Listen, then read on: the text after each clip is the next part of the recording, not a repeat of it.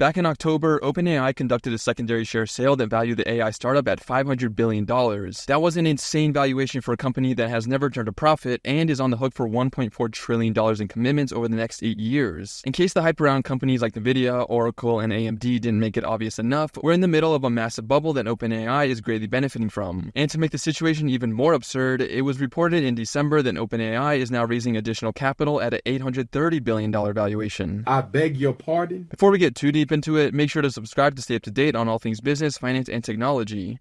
OpenAI was reported to have been eyeing this new fundraising round near the end of the first quarter of 2026. The startup is looking to raise $100 billion at the previously stated $830 billion valuation, and the Wall Street Journal reported that it may even ask sovereign wealth funds to invest in this round. At this point though, that's the least of everyone's worries. This $830 billion valuation once again puts OpenAI at the top of the list of the most valuable private companies in the world, surpassing SpaceX, whose recent share sale gave the company an $800 billion valuation. OpenAI has been feeling the pressure from competitors like Anthropic and Google's Gemini, and has had to step on the gas to release all new models this year. The company has even been eyeing an IPO in the near future as a way to raise substantial capital to continue to compete in the AI ecosystem, which is a whole other problem considering the fact that OpenAI was created as and functions as a nonprofit for the good of humanity, not to turn a profit. I have a whole separate video on this if you want to check it out after this video. But the effect of OpenAI and their antics stretches far, far outside the world of AI. As a direct result of companies like OpenAI, the next generation of smartphones, computers, tablets, etc. will all be made with lower RAM capabilities and could even end up costing more money.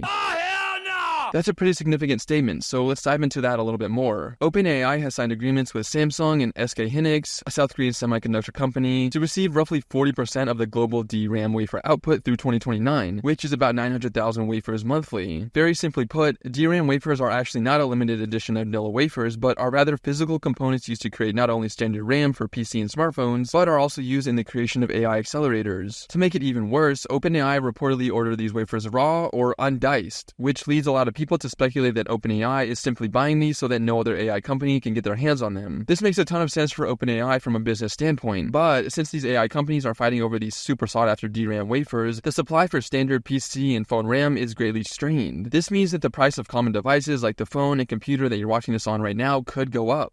I just have one thing to say to OpenAI. Stop. That's it.